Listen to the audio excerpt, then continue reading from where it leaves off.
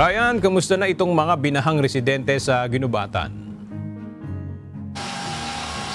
Yes, aga kahapon nga pagkatapos ng malakas na pag-ulan ay agad na nagpapunta ng mga kawani ng Department of DPWH at ang MDRRMO Ginubatan upang magsagawa ng clearing operations, at kagabi nga ay nagsagawa din ng mga relief operations sa lugar ng Ginubatan Albay kung saan merong mahigit 1,000 residente na apektado nitong pagbaha na may kasamang lugar na may kasamang lahar.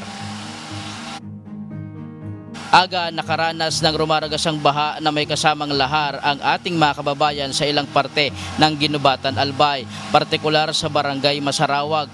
Ito ay dahil sa malalakas na pag-ulan na naranasan sa lugar kahapon dulot ng habagat na nagpaulan din sa ilang bahagi ng Bicol Region.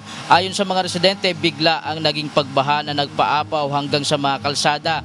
Kinumpirma naman ng Provincial Disaster Risk Reduction and Management Office ng Ginubatan na may kasamang lahar ang pagbaha.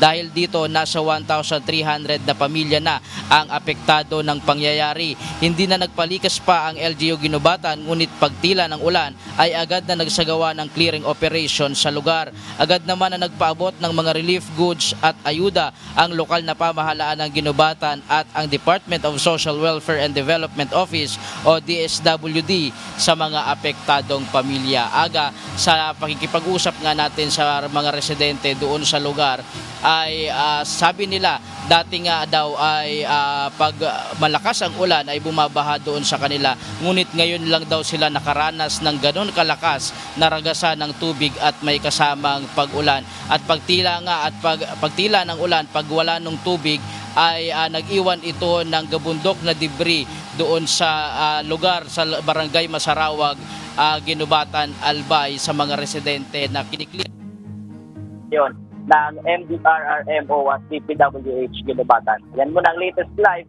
mula dito sa Bicol Region. Balik sa iyo, Aga. Maraming salamat, Ryan Salatandol.